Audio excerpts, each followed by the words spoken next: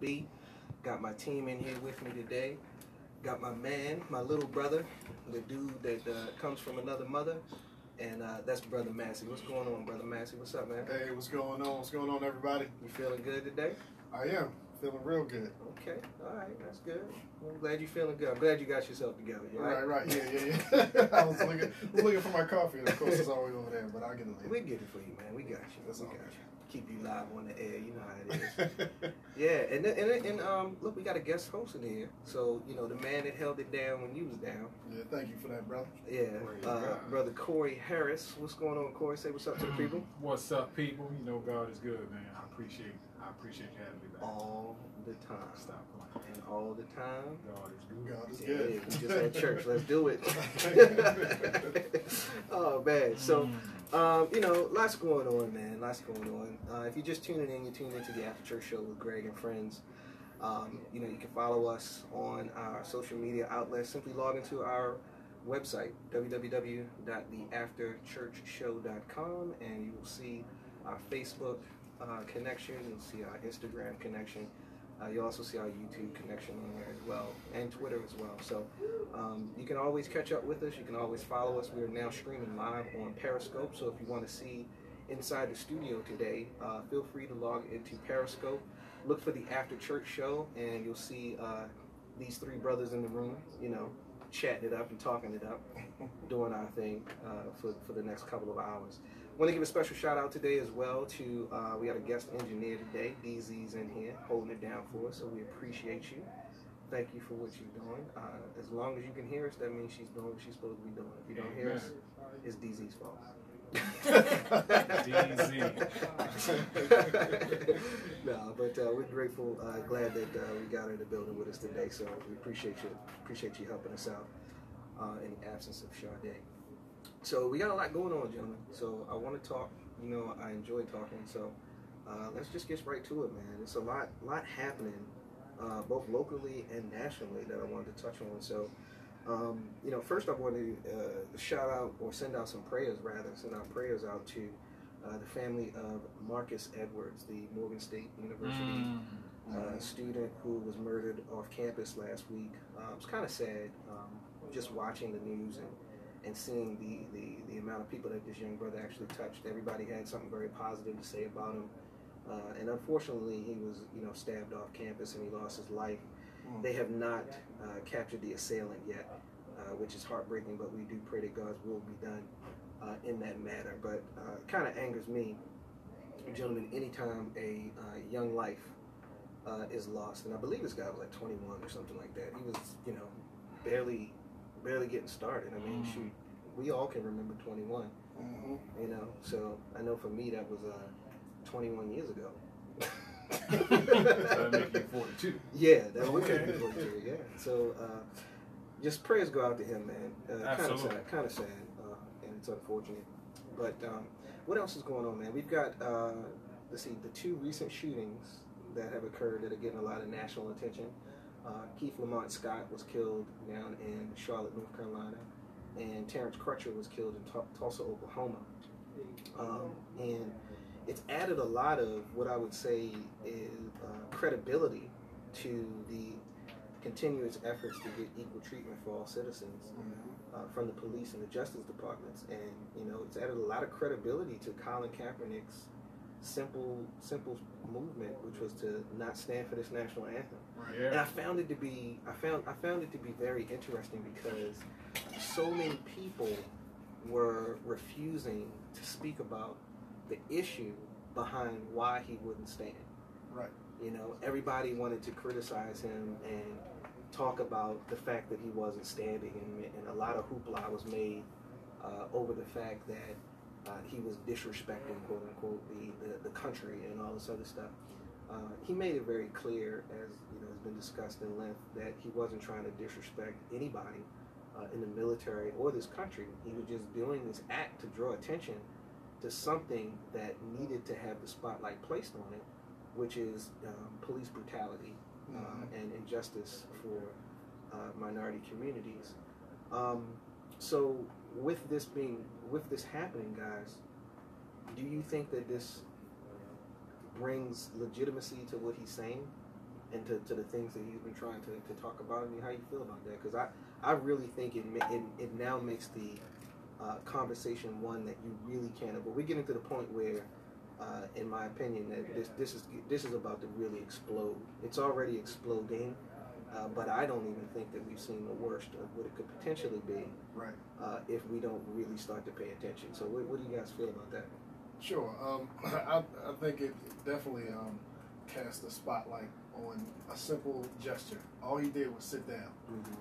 Who knew that it would get this big from him just sitting down saying, I'm not, until the nation does something about it. And like we were saying before, the negative response that came his way. I mean, he's getting death threats now. People are threatening to kill him because he won't stand for the anthem. But the beautiful thing is, you have NFL players standing with him.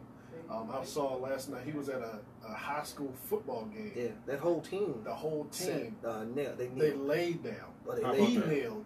They laid down with their hands up. It was a women's college basketball team. All of them, they kneeled down. And I don't know if you watched Thursday night, the Patriots versus the Texans. One of the players that were hurt, he kind of did the black fist in the air. Oh, put the fist in the air. Yeah, put the fist in the air. So that came from the 70s, man. The Olympics. Yes, the Royals did that back then. So it's from this now it's time for America to truly wake up and see that this is what he's talking about. This is why he did that. Refused to stand for the national anthem. Now it's on the ball is in y'all court. Do something about it. Yeah, well, it's a shared court, and I mean, even as believers, and I really kind of grinds my gears when people act like this is not something that we need to talk about. Like we can't be so excessively spiritual that we act like there's no racism, and it irritates me to a degree. Right. When people do that. I mean, yes, we do have to love each other. Yes, we do have to show the love of Christ towards each other. Yes, the message of the cross is one that unifies and not divides, and I get all of that. But, we're talking about people who are in their flesh and acting out accordingly. And that's what racism is. It's a sinful, fleshly thing. And we can sit back as believers and point the finger and identify everything else. If you don't agree with somebody's sexual preference, we want to point a finger and say that's wrong. If we don't agree with the way somebody's raising their children, we want to point a finger and say that's wrong. But then when something like racism comes up, we want to say, oh, that don't exist. Right. It does. I mean, what do you think, man? Well, first and foremost, as it pertains to Kaepernick taking a stance, as it so happens, I was watching a tribute to Muhammad Ali. Okay. And absolutely, the GOAT. And so they profiled Muhammad Ali back when he refused to go into the draft. Right. He was drafted, and he refused to do it, and was given a $10,000 fine at the time. And was considered very non-patriotic. Sure. And we're talking about during the 60s. And the detractors weren't just, white people, Caucasians, people of color. But when they talk about him now, you never really hear them talking about how his stance was inappropriate. Right. When they talk about Ali now, he's viewed as a hero and somebody who moved mountains, and he should be. And that's not to take away from them, but now, I mean, they try to romanticize it. That's what that's called. They romanticize it and make it great.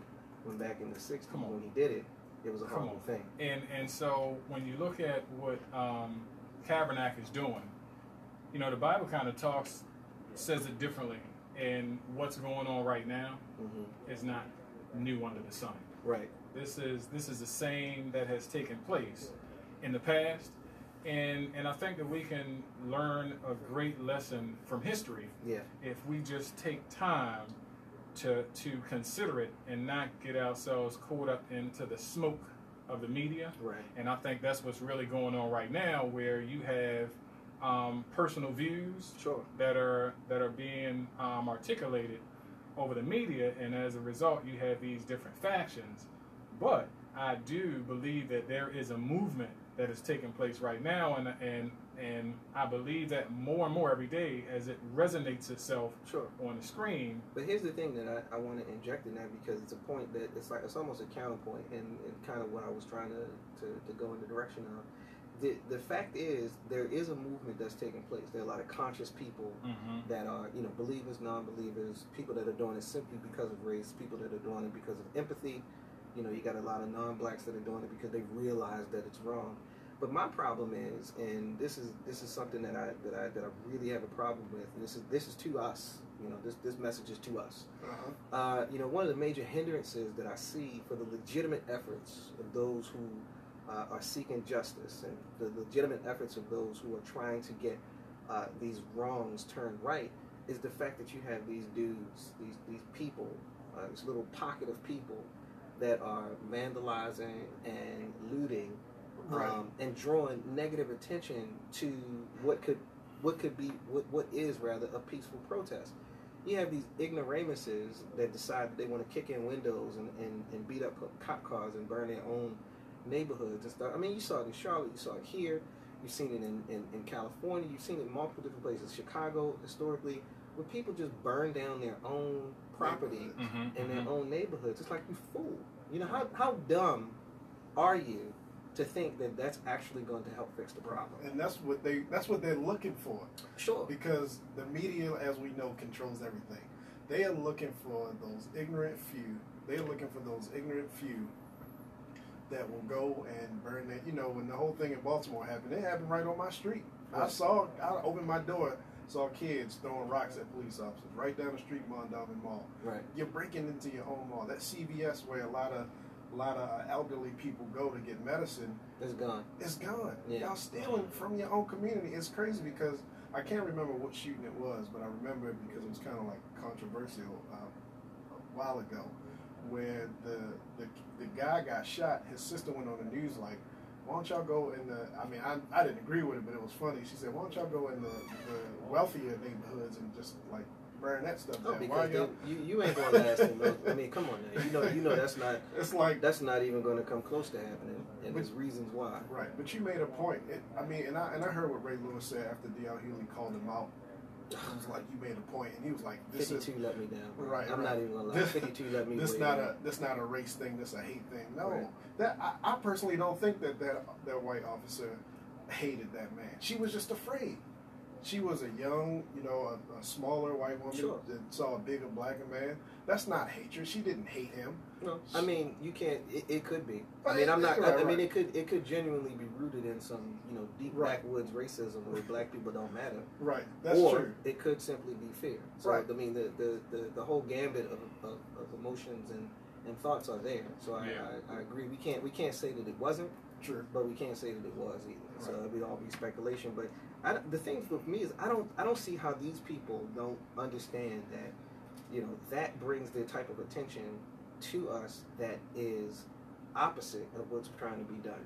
Right. And then they look for that, because no different than Colin Kaepernick's whole entire protest was manipulated and turned into something that it wasn't. And and people are looking for a reason to not address what the problem is. So of course, if the problem is you just killed an unarmed black man, or you just shot somebody, or you just beat up a woman, like the young girl that got, handled by the cop at the pool last year, the young girl that did. If those type of things happen and all you do is burn something up, then guess what they're going to talk about in the news? They're not going to talk about the problem. Absolutely. They're going to talk about the fact that you done burned up the neighborhood. Right. And that becomes the central focus. So before we go into a break, I just wanted to, the point that I was trying to make, and I'm glad you guys see it similarly, is that, the actions of the few can oftentimes dictate the perception of the many. And people need to make sure that before you go out and protest, before you go walk the street or put up a sign or make a sign, or if you're dumb enough to decide to throw a brick or flick a match at something, or loot some store in your own neighborhood, remember that the actions of the few literally are a reflection of the many. It's the same reason why people are racist. It's the same people why people are sexist. You take one perspective and you blanket it for a whole group, which is stupid. Yeah. Which is stupid. Can I add on that, brother? Yeah. When I see when I saw what took place in Baltimore, Mm-hmm. you saw, middle school students, high school students, Yeah. out Kids. protesting. I'm not going to say that they weren't thinking. I'm just going to say that they were reacting. Mm-hmm. They were reacting to something, and they didn't really know how to act correctly, because that's really protest is a learned, taught Mm-hmm. behavior. I think that they were just frustrated. Like Yeah. everybody was frustrated. I'm frustrated because what's happening is too much to process, Mhm. and change can't come soon enough. Yeah. Therefore, what we see now, which is what happened before, desperate situations sometimes call for desperate actions. Right. But personally, I do believe that this is, again, the beginning stages of change, but it's the ugly kind of change. Sure. It's the that sickness and poverty stricken, curse your God and die kind of change that we read about when we read Job's story. Mm-hmm. But the beauty of it is, rest assured that God is mindful Indeed. of what's going on, and Yeah. right now his instruments are being developed, and he just wants us to be faithful and patient. Yeah. We definitely have to remain focused, because if not, I'm telling you, it's going to turn into something that it doesn't need to. And God help those who don't believe, because it's even harder when you don't have a hope. Those of us who believe have hope, but some that don't believe have no hope at all. So we're going to take a break, and we'll be back in just a few minutes. But when we return from the break, if you've been following us on our social media feeds, you'll know that we have in the house today JaNiece Cook. She's going to be coming in today and sharing a powerful testimony about overcoming the loss of her spouse, former NFL player Damion Cook. And she's also going to be talking to us, sharing with us what God has done in her life since that tragic event, and how God has used that tragedy to bring about a beautiful purpose and ministry in her life. So we're excited to have her in the studio today. And when we come back from the break, we'll be interviewing Sister JaNiece Cook. So stay tuned to WXSL Street Legal Radio, www.streetlegalradio.com. You can also hit us up on www.theafterchurchshow.com. We'll see you in just a few minutes. Welcome back to the After Church Show with Greg and friends. We are live on the air, WXSL Street Legal Radio, www.streetlegalradio.com. For those of you who are just joining us, we are live in the studio at this time with Sister JaNiece Cook. She's joining us today to talk a little bit about her life and her testimony, and how God has done a magnificent thing in her life, despite experiencing what we would consider to be a tragedy. So welcome to the show, JaNiece. Thank you. Thank you so much for having me. I'm excited to be here. We appreciate it. We Yeah. certainly appreciate you coming today. And she does have a guest in the studio with her today. You can go ahead and tell This her. is my goddaughter, Jordan. Hi, Jordan. Hi. What's up, Joe? She's in the back. we might bring her on the air too, 'cause that would be nice since she came all the way down. Yes. Yeah. But let's just dig right into this. Let's just get started. So JaNiece, you want to just tell us a little bit about who you are and how it is that you arrived with us today. Sure. So I'm JaNiece, and I am a Baltimore native. This is my home where I was born and raised. And God saw fit, after a brief hiatus, to bring me back here home. I met this very, very amazing man, Damion Cook, back in 2003. And in 2005, we got married. He was at the time playing with the Baltimore Ravens, and little did I know that meant a life of moving and transition and uncertainty. It is not always the glitz and the glam and the fast life. And so we had just an amazing marriage, birthed 3 very beautiful children out of all of that. And in 2009, when we were living in Florida, we sold our house and was really uncertain where God wanted us to go. We just knew it wasn't Florida anymore. And so in 2009, we started praying for a home. And in 2015, we moved into that home. And on the day we were moving in, about an hour into the move, Damion just fell out.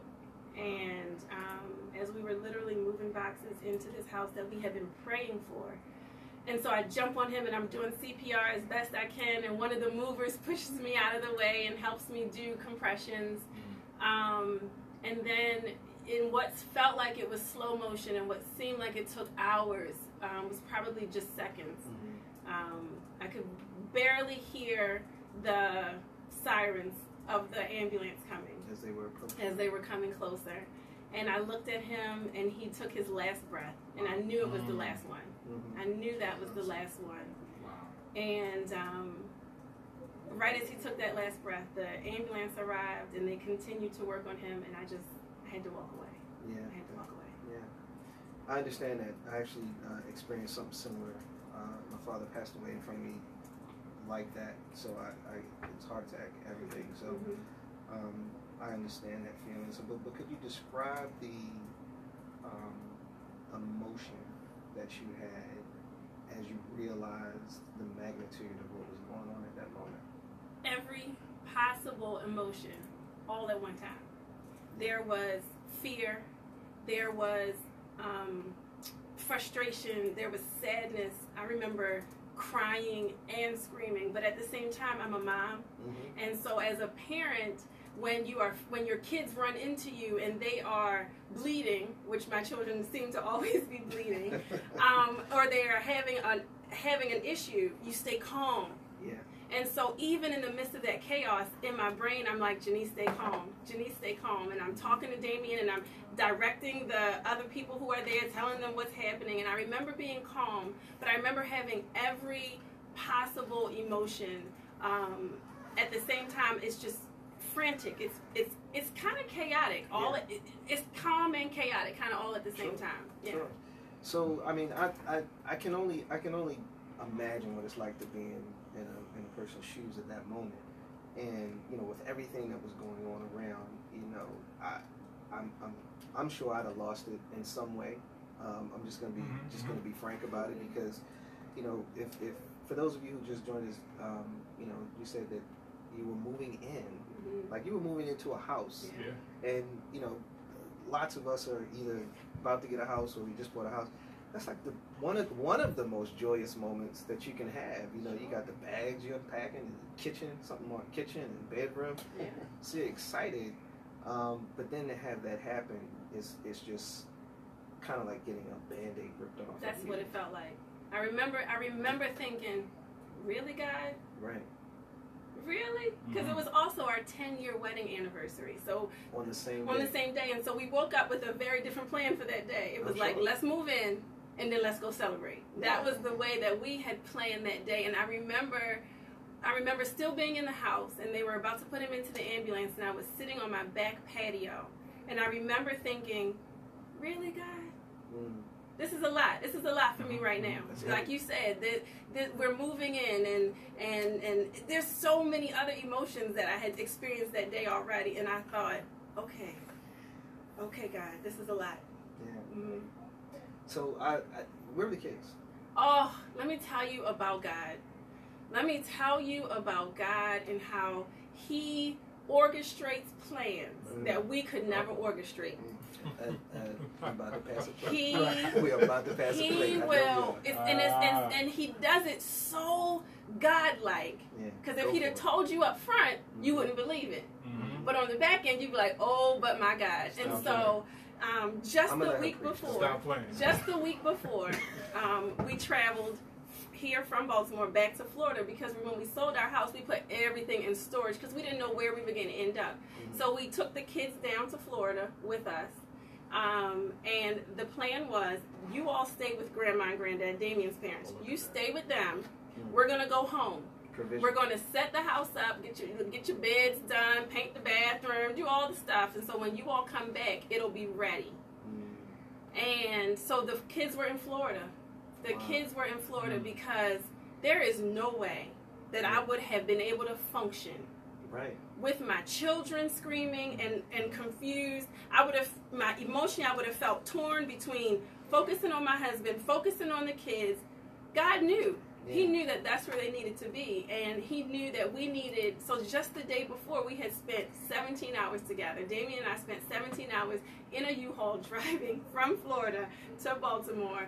There was no auxiliary cord, so we didn't have any of our playlists. All we had was the little scan button on the radio to listen to music. Right. Quality time. And we had quality time. Amen. That was 17 hours that we sat and we laughed and we joked and we dreamed like, oh, we're gonna do this and we're gonna do that. We reminisced.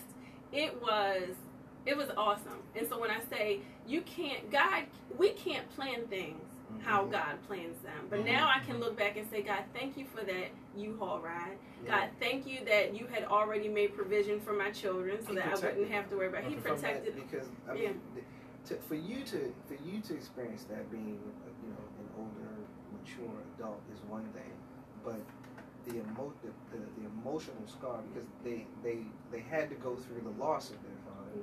But if you complicate that with having to have seen and a visual connected to that would be horrible. It is hard.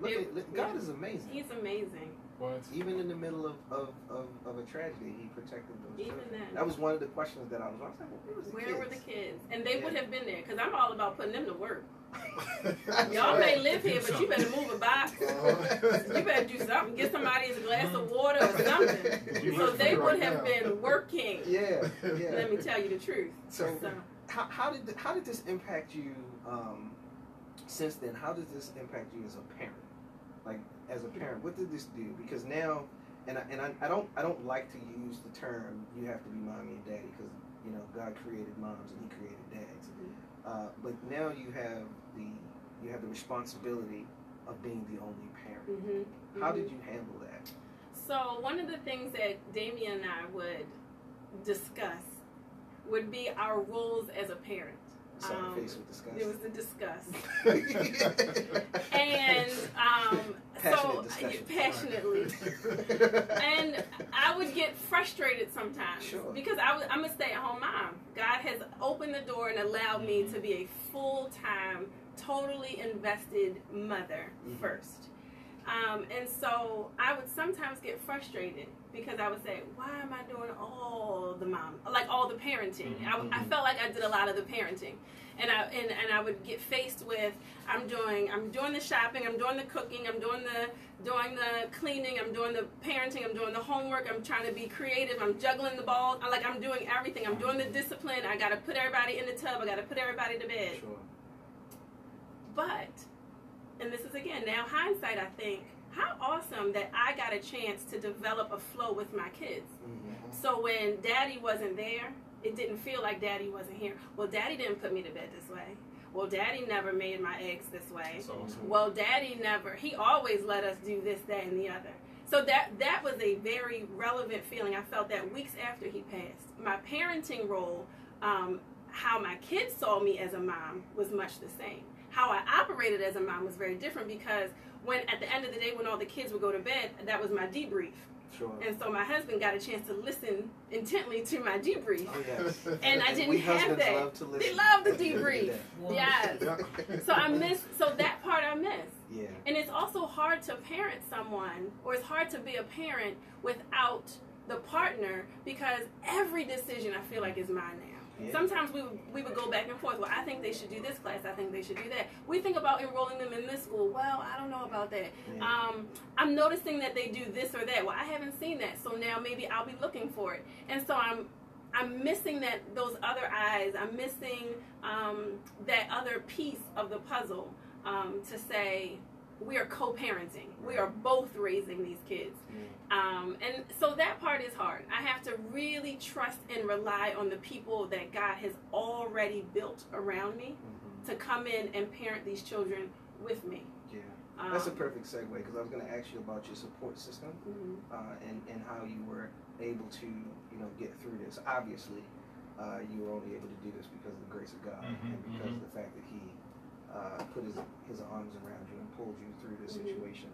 But from a natural perspective, what kind of support system did you have in place, and do you have in place? I have an amazing support system. So like I said, we were just moving into a home, and it took us about 6 months to find this house.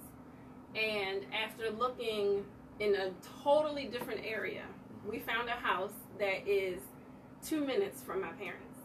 Totally not the area we were looking in. It was not at all the place that we thought we were going to settle down. And so when we saw this house and we found it, I thought, oh, I like this one. This is it. And I thought, I know this neighborhood. I grew up in this neighborhood. This can't be where I'm supposed to be. And so Damion and I just thought, okay, well, that's awesome. We'll be close to your parents to take care of them when they get older. Again, little did I know that God needed me to be there so that my parents could take care of me. I have an amazing support system. My best friend and her family have been instrumental. Jordan and Jordan's family, that's my best friend and her family. They have been instrumental in getting me through. When you have a friendship with somebody and they know when you need to laugh and when you need to cry, when you just give them that look and you're like, oh, I think everybody need to go outside for a little while. Give her some air. Yeah. Right. So, people show up with food or just to entertain the kids, just to talk, just to keep it normal, just to keep things as normal as they can be, is amazing. My church family, let me tell you, there are people who have gotten involved with church, specifically with my church, because of how my church loved on me when Damion passed away. Wow. They thought, your church does what? What's your church? Messiah Community Church. Messiah Community Church, where Chris is also a member and his family. Okay. But they just shout out to Pastor Rod. Pastor Rod. I love. What's really interesting is Pastor Rod actually introduced me to Damion. Wow. So Messiah has been my church long before Messiah even was a church. It is really where I have been fed spiritually for years, long before we ever joined that church. But it's my support system, and they get us through. Amen. If you just tuned in, you tuned in to WXSL Street Legal Radio, and you're listening to the After Church Show with Greg and friends. We're going to take a quick break, but when we come back, we're going to continue interviewing Sister JaNiece Cook. It's been a wonderful interview so far. So we're going to continue interviewing her and talk to her. We're going to come back. We're going to have a couple other questions for you, and then we're going to really get into your purpose and what God is doing with you specifically now in your life. So stay tuned, stay locked to WXSL Street Legal Radio, the After Church Show with Greg and friends. We'll be right back. Welcome back to the After Church Show with Greg and friends. I'm your host, GB. In the studio today, I've got always my brother with me, Brother Massey, always on my right. And I got a guest host in here today, Brother Corey Harris. So we're holding it down, we're talking, doing our thing like we always do, just back porching it. Praise the Lord. In Jesus' name. Right. But if you're just joining us, we've got JaNiece Cook in the studio with us today. And she's been talking to us about how God has done tremendous things in her life. She is the wife of former NFL player Damion Cook, who played for our Ravens. That's right. Yeah. Hometown team. Was he 72? 72. Number 72. Yeah. So she's just talking to us about how great God is and the amazing things that God has done in her life. So I'm not going to hog the mic. I'm actually going to pass the mic around because we've got a couple more questions for you, JaNiece. Sure. So if you don't mind, I'm going to start with Brother Corey. If you got some questions for Sister JaNiece. Amen. Sister JaNiece, I just wanted to say that your story is absolutely remarkable. It speaks about faith, trust, and resilience. And I thank you for sharing that. What I wanted to ask you is, from this experience, what was your how I got over moment, or your God didn't forget about me moment with this situation? Well, to be honest, there has never in my life been a moment that I have not been totally aware that God has been with me. When I was growing up, I was very involved in church. I grew up in church. And our youth group would bring in guest speakers. And every one of these guest speakers had some traumatic story. They were a drug dealer. They've been shot 100 times. They've lived this life of promiscuity. And they all had these huge stories. And here we're sitting here at 13, 14, 15 years old listening to these people thinking, man, if God changed their life. And although those are powerful testimonies, and I guess now I have this powerful testimony, what it took me a long time to realize was you don't have to go through the worst of life in order to see God. Like, God was saying the whole way through my childhood, the whole way through my adolescence, God was saying, JaNiece, I'm right here. JaNiece, I'm right here. JaNiece, I'm right here. And he never yelled it and he never screamed it, but he kept me just close enough. He kept me just close enough that I could always sense him, and I always knew that he was here. And so in moments like when my husband passed away, there was never a moment that I thought, God is not here, or God is not with this. What I thought, the honest thing that I thought was, God, how are we supposed to get through this? So it wasn't, God, how could you let this happen to me? It was, okay, God, these are the cards that you have dealt. This is the plan that you have put together. How am I supposed to get through this? How am I going to raise my children on my own? How am I going to take tomorrow and live tomorrow? How am I going to do? And it was never a moment of, okay, God, I can't see you. It was, since you are here, and I know you are here, how are we going to do this? Amen. How are we going to play this one out? Look at that. How are we going to play this out? And just, I mean, and I appreciate that, because there's so many people that are behind that point, and what I mean by that is they haven't gotten to the point where they understand that God is there. So then you have to, you're kind of behind the 8 ball, because they're lost in the fact that they don't understand that despite what I'm seeing, despite what I'm experiencing, that God is actually there. So to be at that point where you already have that understanding and accept that he's there, it's actually empowering. And I just appreciate the fact that that's what you said just now. Absolutely. My next question, JaNiece, is what was your family's biggest challenge as a result of the loss of Damion? Oh man, everything that you think could be a challenge when you suddenly lose someone has been a challenge. So my immediate family, the new normal. This is our new normal. Like I said, we were moving into a home, and I remember being with my best friend Farrah, and we were going furniture shopping, and I'm looking at these kitchen tables, and I'm thinking, there's not going to be 5 of us at this table, there's just going to be 4. And I thought, okay, that's a big one. That's a big one. But at the same time, because God is funny, so my husband, yes, he was a football player, and he was one of those football players who look like a football player. Like, if you don't follow football and you walk past Joe Flacco, you may not know he's a football player because he doesn't look like what you think a football player should look like. But that was not the case for my husband. He was 6'6", he would say 320 pounds. Well, he might say 318 pounds. He was a good 325, 330. Right. And so he looked like a football player. Right. And so even furniture shopping, I thought, oh, I don't have to buy that big old heavy couch, that big couch. I can get the smaller couch now because I don't have a 300-pound person to share this sofa with. Right. So that was a challenge and all. So the initial with my kids, but I have to tell you this, it was my children. It is my children who daily get me through. Daily. This very morning, we were pulling out of our driveway, going down the street, and there was a family of deer that crossed the road.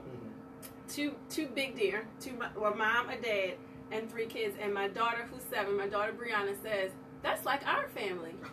Mom, dad, 3 kids. Yeah. My children are very aware that their father is alive. They are very aware that their father is alive. And it was only weeks after he passed, I heard them having a conversation saying, I wish Daddy were alive to see this. And it was my son who turned and said, he is alive. He lives in heaven. All right. And it was that moment that I realized, oh, we're going to be just fine. Tissue around here.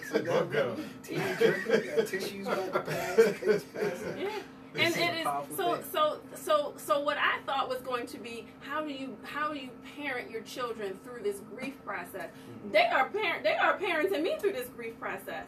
Because when I realized, oh, my husband is very much alive.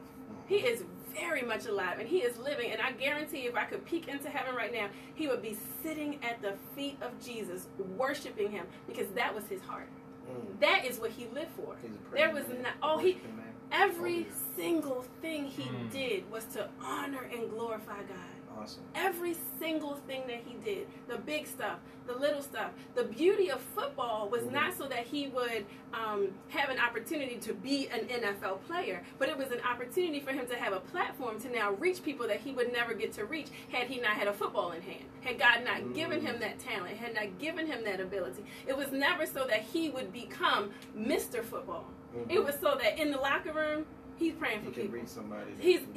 And so that was the beauty of Damion's life. It was always, how can I give God glory, and how can I instill? There's a picture that I have in my bedroom, and it is one of my favorite pictures. Damion, after he transitioned out of the NFL, he really wanted to be a football coach. That was his heart, because it was his coaches who instilled him to be better and to do better on and off the field. There's a picture that I have in my bedroom. It sits on my bookshelf, and it is Damion on his knees, entire high school football team on their knees, praying. Amen. And it is a reminder, everything starts and ends with prayer. No matter what God has given you, no matter where he has put you, the good stuff, the bad stuff, the in-between stuff, whether you work on Wall Street, whether you work downtown, whether you don't work, whether you are in a nursing home, wherever God has you, it is all about giving God the glory right there at that moment, knowing that he is there, knowing that he is watching you. That is the man that I married. And so that is the life that I have now been able to kind of put together. Okay, God, you are in all things. Yeah. You are in all the things. Praise him. Okay, so you're in this. So now I got to see God through this. Okay. Amen. Chris, why don't you had a question as well, right? Yeah, so a lot of people should know that me and JaNiece grew up together. We were neighbors, lived right next door. Right next door. So it was funny, when I finally got to Messiah and I saw him, like, what are you doing here? She probably was like, what are you doing here? Yeah, what are you doing here? Right. But one thing I can say about Damion was, like, he really did love God. I mean, when we came to the church, I mean, he embraced my sons.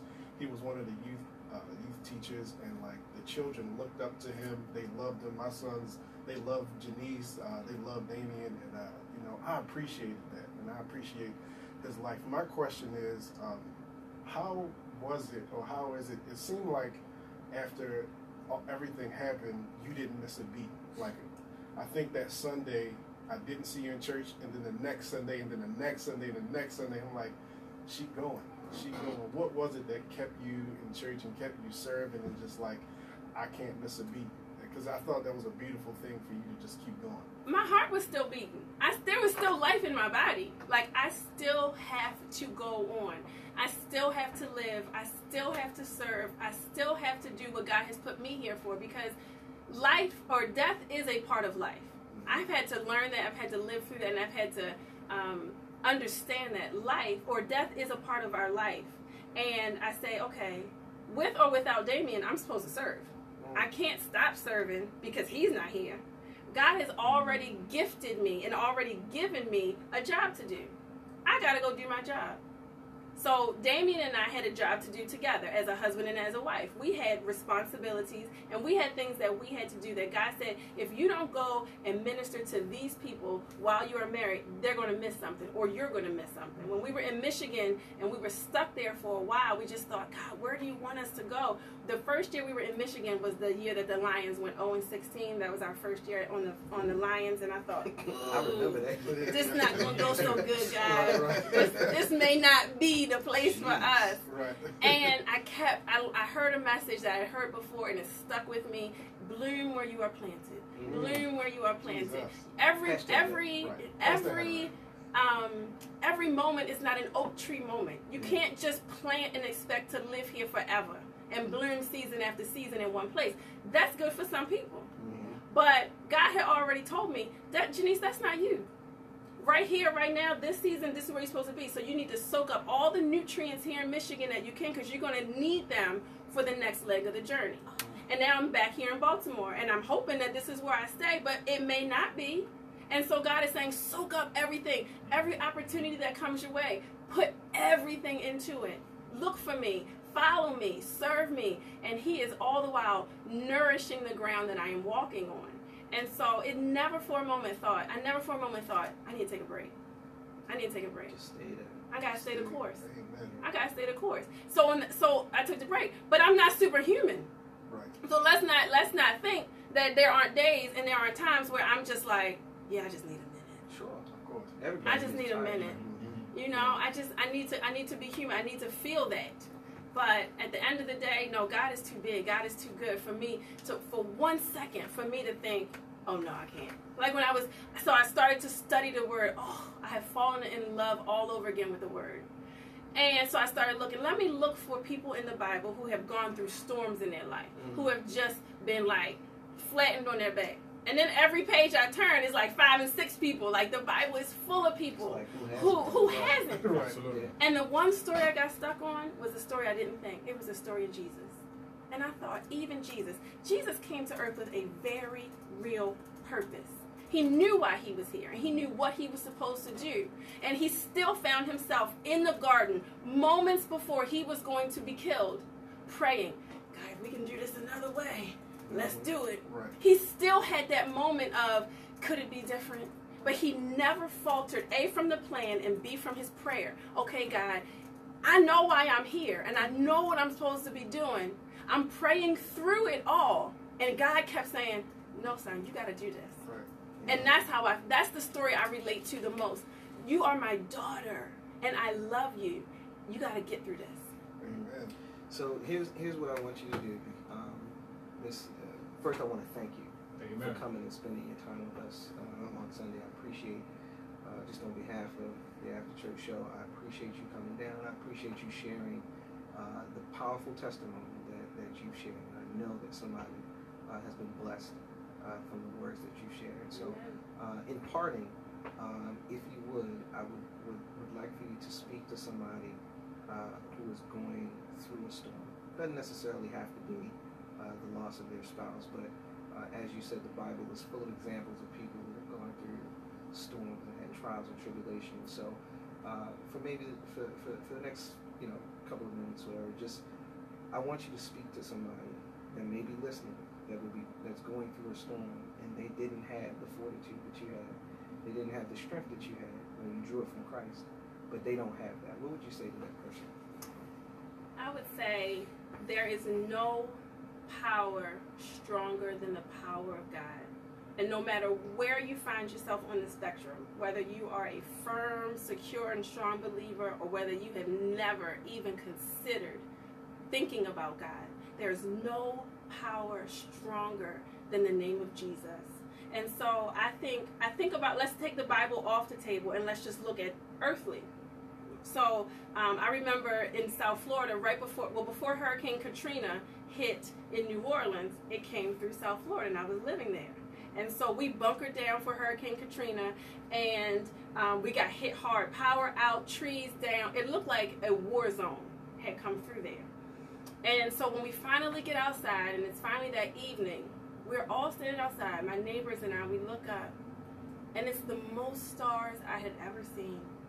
And it was this calm in the air, and there was this serenity that had just come over us, and we thought, we just went through this hurricane. We are standing, like when you look around, there's still debris everywhere. But when we look up, it's peaceful. And it was the peace that doesn't come anytime other than right after a storm. Every storm that comes through, any storm that comes through, those moments right after the storm, when it has passed, all the debris of life is still standing. But when you look up, you're like, wow, I see something different now. So wherever we are in our life, that is just a symbol of how God works. He says, we are going to go through this storm together. Whether you choose to believe it or not, God is saying, just like with Joseph, when Joseph was thrown into the pit with his brothers, and he told him, I'm be with you. He's in the bottom of a pit, can't even get out. And he's saying, I'm going to be with you. You have to trust that God is going to be with you through it all. And these storms in our lives, they come for many reasons. So you have to understand how God works. And the more I study the Bible, I understand that God is compassionate. So everything that he does is not out of anger. It is not out of hatred. It is out of compassion. So every storm that he, keyword, allows to come into our life is for our good. It is always for our good. It won't feel good. It may not taste good. It may not look good. And I'm not even talking for a day or two. It may be years of this don't feel good. And he is saying, if you come to me and if you trust me, I promise you, this will work out for your good. You will see the stars at the end. You will feel the calm. You will get to experience me in a whole new way, and you will ultimately get closer to God if you trust me through this storm. Amen. Thank you. God is good. God is Right. good. God is good. God is good. You've God been is listening to good. the That's After real Church talk. Show with Greg and friends. Stay tuned, stay locked to WXSL Street Legal Radio, www.streetlegalradio.com. We'll be right back. That was one of the most impressive interviews that I've actually personally been a part of and gave an opportunity to hear. It was a great testimony Yeah, it was. of for how sure. trusting God can get you over any situation that normally could basically cause someone to just throw in everything that they have. Yeah, that is. So that was that's, great. Yeah, I mean, could you imagine that though? I mean, we all married, we all have our spouses, and we habitually come home and we see them all the time. But to have them removed in such a fashion is a difficult thing. Just one second of this, Brother Greg. So Loretta and I were in church today, Mm-hmm. and interestingly enough, you know, Greg, Pastor Greg, you're ending your service. I'm just giving an example. You ask the parishioners to hold hands, and you start praying, praying out the service. And so as we're holding hands, I feel my wife put her head on my shoulder. Okay. And so I thought to myself, like, what does that really mean? Like, is there comfort in that? Like, why is she doing that? And so it piqued my interest so much so that as we were driving home, I asked her, do you recall you putting your head on my shoulder? And she said, yeah, I remember that. I said, why'd you do that? Was there any trust, or what was behind that? And she said, it was comfort. Comfort. You make comfort. me feel safe. And that's part of our job. Do you understand? And so to sit and listen to JaNiece give her testimony about how God stepped in when her carnal comfort left, and Damion, God stepped in and provided provision for her to be even more stronger than she was when he was here. So Amazing. Powerful testimony. Yeah. So let's get right in, fellas. We got a couple things that we want to talk about. Did you guys just a little quick funny story? Did you guys see the video of the little boy who was getting baptized and he wound up baptizing himself? Oh yeah. Did y'all see that? The pastor was talking. He's like, "Look, I'm ready." He said he said something like, "Let's get it" or "Let's do it," and just dumped himself. I saw that. I finally saw it. I guess I'm on the slow train, but I finally saw the video, and I watched it like 6 times in a row because I thought that was the funniest thing. You got this old preacher. He talking about, well, yes, we are here, gathered to baptize and a little bit. Let's do it. Right. Splash. He was anxious. Dude, I thought it was just the funniest thing. It was funny, cute, and all that other stuff. But I was just wondering. His name is Jordan Ward, by the way. And he's a member of West End Baptist Church, so that was funny. That was something really funny. But hey, we had the ACS question of the week this week. We had a lot of feedback come in with the ACS question of the week. So let's take a look at the poll and see how everybody responded to the question of the week. So here's the question of the week this week. The After Church Show question of the week was this. In a recent news story, a 48-year-old assistant pastor who allegedly used social media to secretly arrange a sexual encounter with a 17-year-old boy was arrested after the teen went to police and reported concerns about the conversations that the two had. The story tells that although the sex between the two individuals was consensual, the 17-year-old told police that the pastor made what he called disturbing comments about other potential underage victims. So the ACS question of the week was, do you think it's necessary for churches to perform mandatory background checks for all paid and non-paid positions held in the church? overwhelmingly, we had most of the respondents say yes, they believe that it is necessary to have background checks done. We had a couple folks say yes, but only for paid positions, and then we had an individual who actually said no. And I understand why they said no. I just personally don't agree with it, but I understand why. So we had some interesting responses to the question itself, but I wanted to start off by just chit-chatting with you guys about your perception on that. What do you think about getting background checks for church workers? Necessary or unnecessary? I think absolutely necessary. I think any position in the church, any dealing with underage young people, definitely requires a background check. And I feel this because the church is considered a safe place. Sure. And the perception, that type of perception needs to be protected and reinforced from the enemy that comes in the form of child predators. So, I mean, we need to keep it real. I know church is church. Yeah. But you have to be able to filter what comes through. Sure. And not just the children.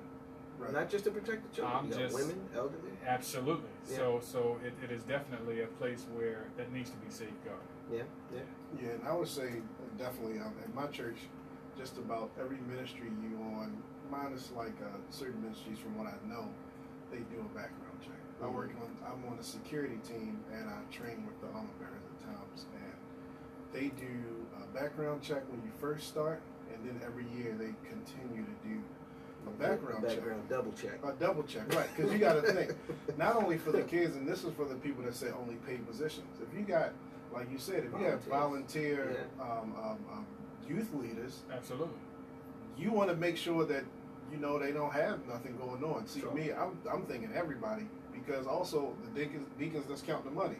I mean, you got a deacon. He might have wrote bad checks. right. Wrote bad checks, got locked up for petty theft. Yeah. But you want him counting the money because you don't he want might no owe check. Big Sal a couple thousand for the game he betted on. Right. So it definitely is unnecessary. I mean, there's unfortunately, even in the church, there's so many stories out there like this that happen. You have pastors that are touching women, touching children, assistant pastors, and molesting kids, and I feel as though if something comes up, or even in a case like this, shouldn't be allowed to preach, shouldn't be allowed to even step on that pulpit. Because you got to think, especially for the people, churches are tax free, so we're paying the church, obviously, or the church is getting tax breaks, and the pastor's doing his job, but when something like this happens, it's like there's no room for it. There's no tolerance for it. So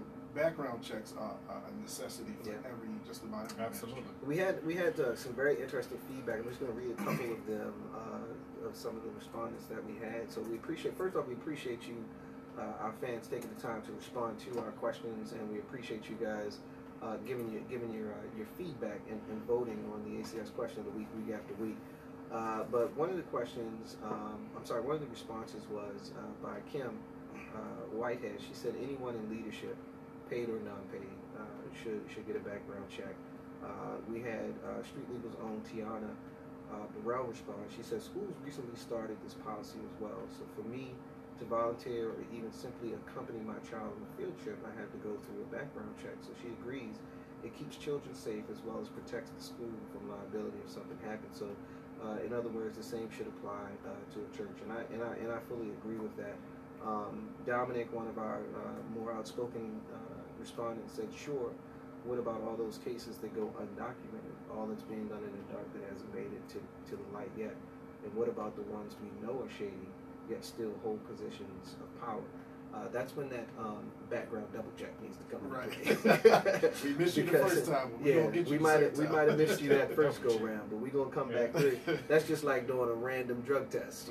Sometimes you have to, and I mean, see, Tia Coxon said yes. I think everybody that holds position in church.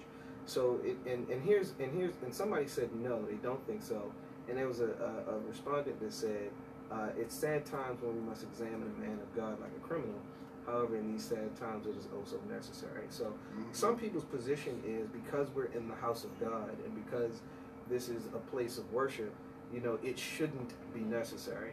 But to them, I'll say this, you know, Adam and Eve shouldn't have eaten the fruit either. So just let that marinate for a minute. Sin is sin, and you're always going to have people who enter into the house of God with malicious intent.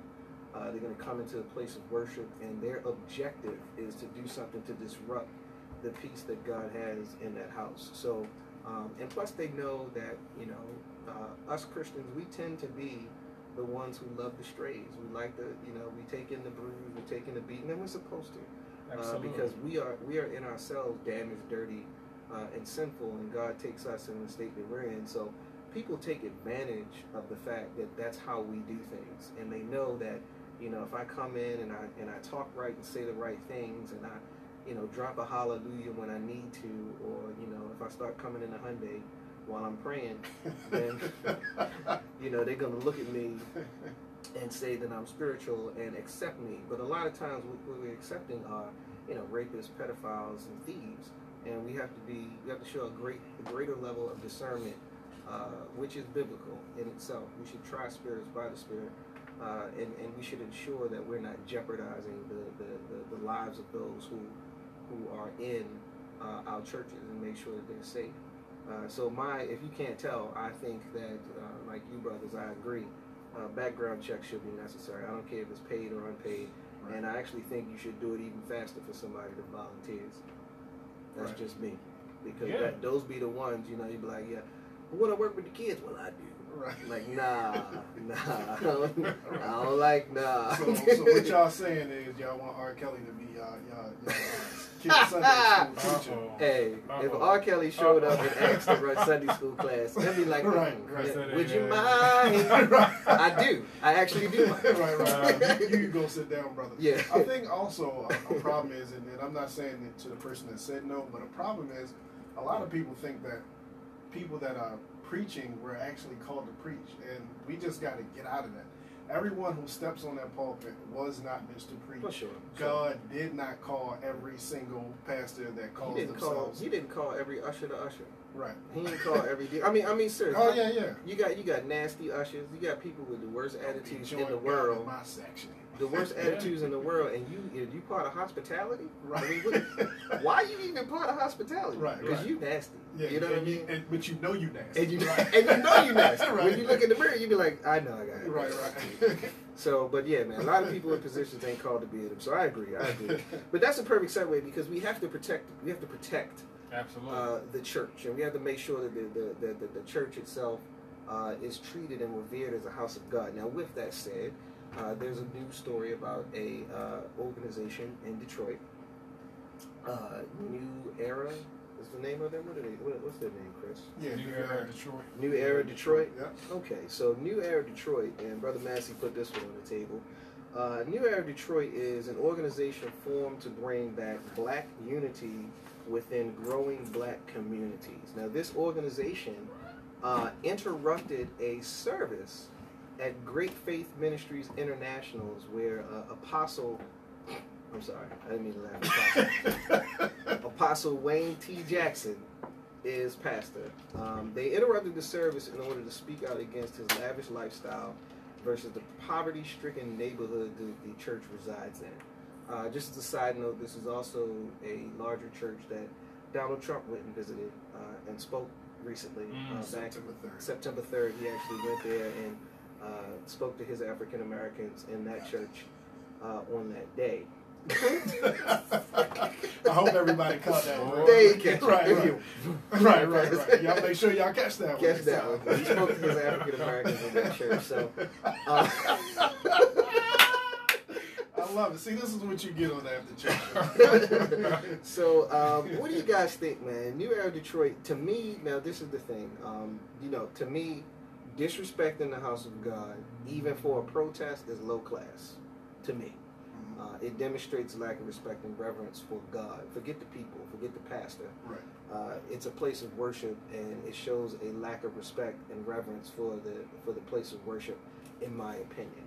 a representative of the NED did come out and admit that a different method could have been used to address this matter, because they literally got up in the middle of worship service. Like, these people it was a Saturday evening service. They weren't there to talk about what color doilies they needed on the tables or what the new carpet would be. They were having a service. The word was being brought, the preaching, the singing, all that stuff was being done. And these dudes decided to interrupt the service to push their agenda. So what do you think about that? I think that, like you said, there should have been a different approach. If they were going to protest, they should have waited outside. Although I do agree with the protest, because when I watched the video and I read the story, one of the things, on both sides, he was saying, like, you have this pastor who had lavish house, lavish car, lavish house, and you have babies in the community that need Pampers, that need food. You have poor people going on in the community. And he drives like a Rolls or something, doesn't he? Right. He's got like a really nice car. Right. Okay. And I guess the speaker for the church was like, well, the pastor does all this nice stuff. Why don't y'all pick up a phone? Now, I disagreed with that, because if you're a church in that community, it's your job to go out to the community and see what the community needs. That's just my personal opinion. A lot of people may not agree with that, and that's fine. But if you have this big church, this mega church, pastors doing this thing. Now, it's not can I just say this for everybody? It is not the pastor's responsibility to take care of everybody. You still got to manage your money. You got to do certain things. So I don't have problems with. You can't be out buying lottery tickets and liquor.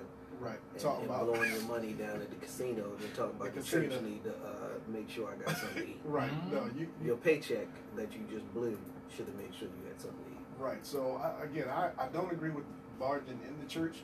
They should have protested outside the church, and that's fine. But again, to whoever that speaker was, it's our job as the church to go out in the community. That's what Jesus did. He didn't wait for people to come to the temple. He went out to the community, went out to the different areas. So.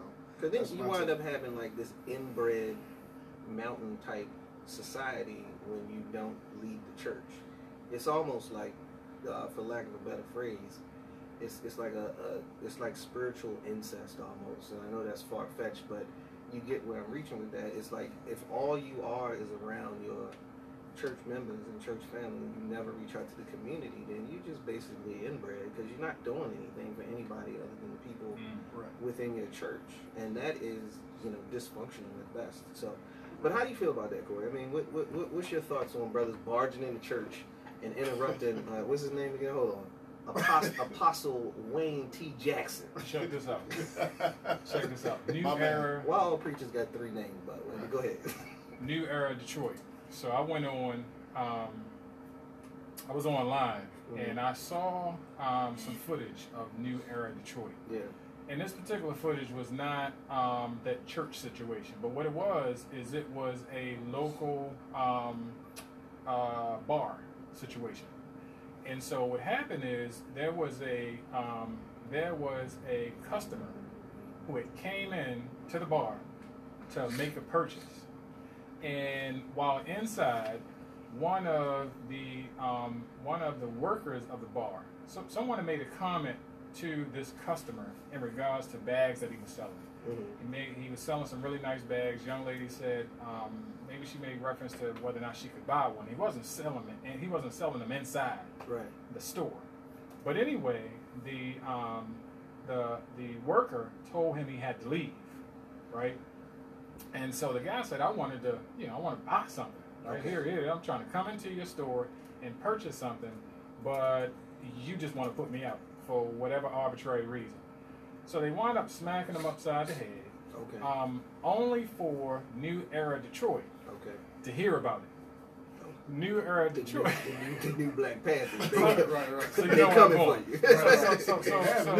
So the New Era Detroit members went inside this bar. Yeah. Right? Now their symbol is a black fist raised, by the way. Hey, they went in with the black fist symbol inside the bar and talked to the workers and demanded that they speak to the owner. Okay. Right? And so the short of the story is the police was called in. The police suggested or recommended that the workers get the owner on the phone. And so the workers got the owner on the phone. Oh, so even the police was on the side. Well, The police, I suggest that you get the owner. We didn't get involved. I'm talking about New Era Detroit, and so the short of it is they got the owner on the line. The spokesman talked to the owner, let him know what had happened with this with one of his customers, and he said the only way that they were going to leave is considering that the workers did what they did, is if the owner would buy one of the bags that he normally sells, even though he wouldn't sell them in the store. And the owner said, you know what, as good faith, not only will I buy it for what he's selling it to me for, but I give him some extra money. They just drug on this man. So you asked me. Thugs, man. These are thugs, man. So this organization, to me, is addressing situations that negatively impact the community.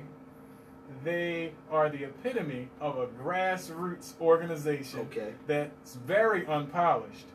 They seem to serve as a big brother of the community. The community needs this type. Communities need this type of enforcement to hold merchants in the community who don't live in the community Brother Corey. Now, so you accountable. I'm saying. Are you trying to join New Era, bro? I'm saying. You sound like you trying to bring a chapter to Baltimore. So I'm ordered the shirt already. So I'm flipping it. New Era, Baltimore. So I'm gonna say what Brother Chris was saying. Right. But I'm gonna say it this way: the church needs to be held accountable. Sure. For what goes on the inside. Even Jesus turned over some tables. In the church. Oh, I love that passage of scripture, man. But here's the thing. New Era Detroit. One for you. Give it up for New Era Detroit. But this is what I'll say though, and I just want to interject this into the conversation because I think that I 100% agree with the fact that the church is supposed to address the community needs, because I believe that that's part of the mission of a church, regardless of where it's located. Whether your community is rural, in the suburbs, or in the city, it's part of your responsibility as a church to make sure you're addressing the needs of your community. Right. However, you have people who take advantage of that benevolence, and we can't sit up here and act like that's not the case. Even at my church, we had a pantry for a long time, and we were giving away food. People would come to get the food, but you'd never see them again. People would also come and get the food and then come again, meaning they were trying to get as much as they could.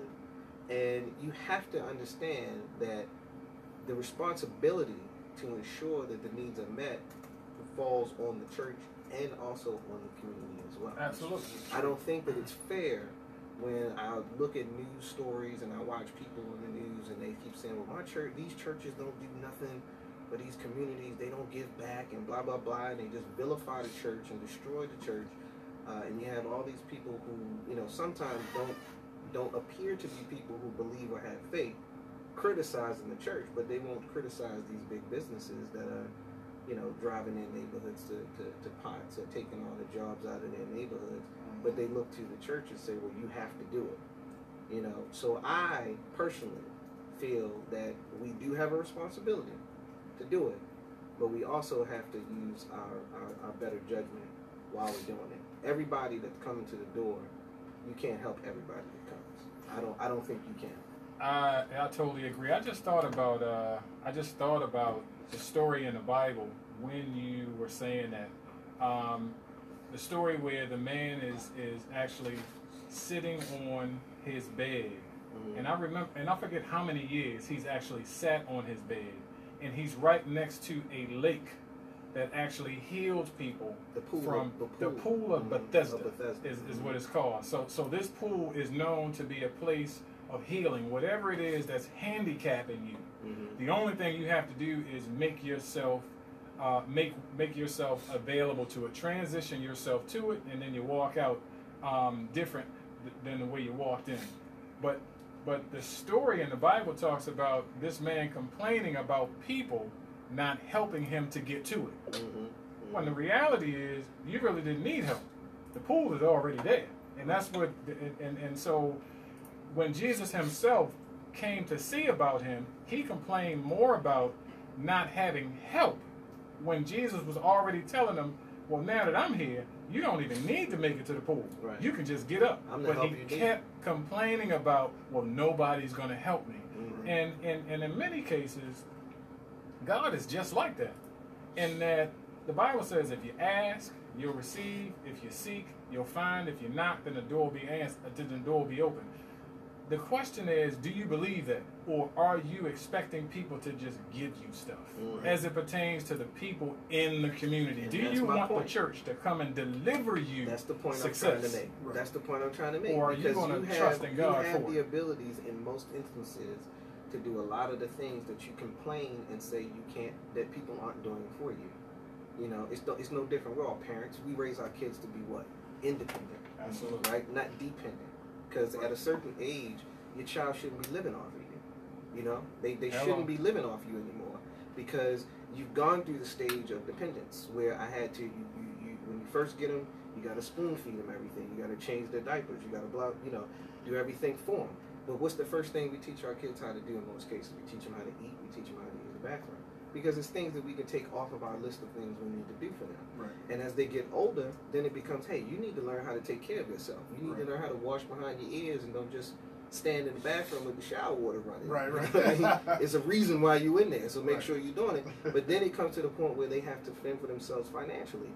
Get a job, sustain yourself, and move and have your own existence. Right. So it's the same thing in the community. If we don't make people accountable for accepting, believing, and moving in what God has empowered them to do on their own, then all they will do is come for handouts. And there'll always be this misconception that no matter what I need, the church has to do it. The church don't have to go and get a job for you. That's right. The church don't have to go and make sure that you get up for work every day and don't get fired from your job. Those are things you can do. And if you apply your funds right, and if you take and give and utilize the principle of sowing and reaping, you'll realize that you will be successful. Right. Now, whatever you can't do, that's when we're supposed to step in. But it shouldn't be because we won't do that we have to do. Right. That's my 2 cents. So, looks like, we got one more thing that I wanted to chit-chat with you guys about. Let's see what this. Oh, financial issues with pastors. This is something that I wanted to talk to you guys about. So a recent survey that I read on Christianity Today revealed that 30% of pastors have student loan debt right around $36,000 as an average. 33% have less than $10,000 saved in retirement funds, and 29% of them have no retirement savings at all.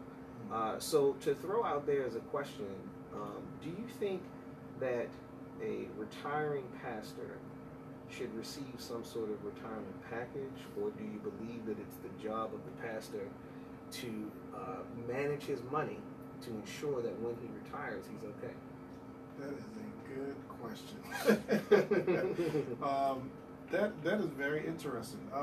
I would say kind of both. I mean, because you got to look at it. One, we were just talking about responsibility. So, you know, if you're pastoring, you know, as just a human being, we all have to be accountable for funds, and the goal is to save. The goal is saving for the future. So I agree with that, but also I think that there should be kind of a retirement fund, because we get them for our jobs. 401k. Right.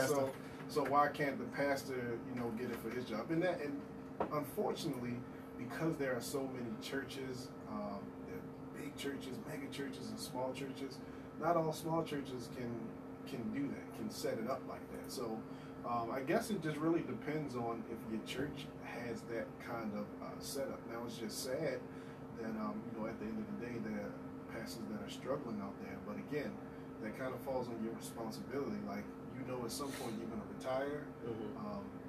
You just gotta, in a sense, see God. Like, you know, I need help, or I need financial help, or just have a financial goal for everybody, regardless of what your profession is. But especially for pastors, you're preaching on, you know, different things, and you're preaching on how to handle finances. Why are you sitting there preaching and then you are struggling? I mean, it doesn't add up. So that's my thought on it. I agree with Brother Chris that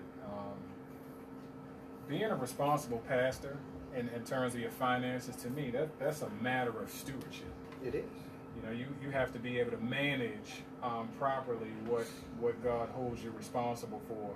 The responsibility is solely on that of the pastor, I feel, to secure his financial status, just like the responsibility is on me as a father, as a husband, to secure my own financial status for my family. Now, I think the issue is you have to be honest and identify your weaknesses, and that's what you pray for. If you know that you're not really the financial guy, you just don't seem to do the right thing. Although you're anointed and chosen to preach, you're not anointed to be good with finances. And pastors need to understand that, at least the ones that are in the statistic. Pastors are human and subject to bad judgment when money is involved. But again, I think it's a matter of stewardship.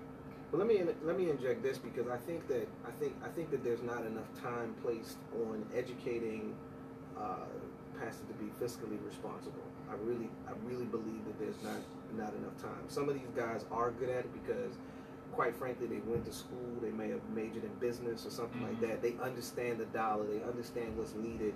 They know about investments. They know what they need to do to make sure that they have a secure future. But we have to be very frank, and I'll just take it. I'm gonna take it outside and be just raw with it. A lot of these cats never had money before, and then they just get into money.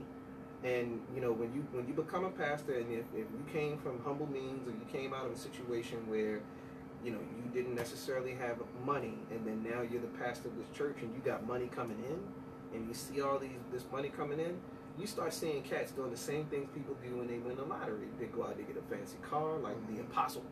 You feel like they go out and they start wearing these suits and all this other stuff, and they try to have this image, this high-end pimpery pulpitish type of look that's very expensive, and they try to come across as something that they're not, which is why a lot of times you see these preachers in these neighborhoods where the median income is $25,000-$30,000, but they got a $75,000-$80,000 car sitting out front, and they wearing these suits and stuff because they want to have a lifestyle that's reflective of what they believe that they should have.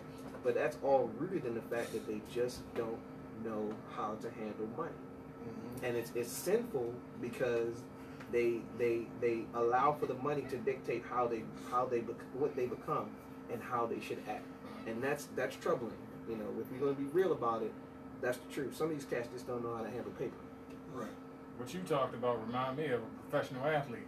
Well, it's the I'm same surprised thing. we talk about a pastor. Well, I mean, think about it. Because to me, it kind of speaks on how you're called out of the anointing, but then you mess around and start owning the calling and the anointing, hijacking it, and then becoming something carnal. Right. In terms of how people perceive you and the image that you create for the position that God is responsible for placing you in. So that, when you start talking about stewardship, that is a gross mismanagement of stewardship. Yeah. Right. On a spiritual and carnal, and a spiritual and a carnal level, on both levels is mismanagement. Yeah, I just want to throw this in there real quick. And there's a scripture that says, how can a man take care of the house of God and he can't take care of his own home? And it may just not be a physical home, your flesh, your body as a home. If you're not managing your money right, how are you going to manage the money right for the church or afterwards, even if somebody is doing it and you haven't saved up anything and you haven't really had a plan, it just won't work. Yeah. So, great conversation, gentlemen, man. I appreciate you guys joining me today. This has definitely been an awesome show. So before I get off the air and before we sign off today, I just wanted to give my final thought for today's broadcast. And the final thought is this. I want you to stop giving your time and your energy to people and things that don't deserve your time or your energy. Far too often, we allow ourselves to be consumed with meaningless things that knock us off track and delay us from meeting our goals, and they sidetrack us from hitting the purpose and walking in the purpose that God has called us to walk in, even to the point where they interfere with our relationships with God. But I want you to keep in mind this week that your relationship with God is paramount. It's essential. It's the most important thing that you can have. And your time is valuable. Your goals are important. So you shouldn't let anyone or anything interfere with you achieving and reaching those goals. Plain and simple, I'll put it this way. If it doesn't add value to your life, reconsider the long-term impact of keeping it in your life. The ACS challenge of the week is this: do an inventory of your life and determine what you need to stop giving your time and energy to, and keep God first in your life. This has been the After Church Show with Greg and friends. I've been your host, GB. My little brother Massey has been here the whole time with me as we do our thing every week, and we want to give a special thanks to our guest co-host, Brother Corey, for holding it down with us this week as well. Thank DZ for running those boards and making sure we're doing what we're doing. Please stay tuned. Stay locked to WXSL Street Legal Radio. The afternoon lift is next, and after the afternoon lift, Let's Talk Baltimore will be on the air, and then finally we'll sign off with Inspirational Sundays with Style and Substance at 7 p.m. Be blessed on your journey. We'll see you next week, same time, same place. The After Church Show with Greg and friends.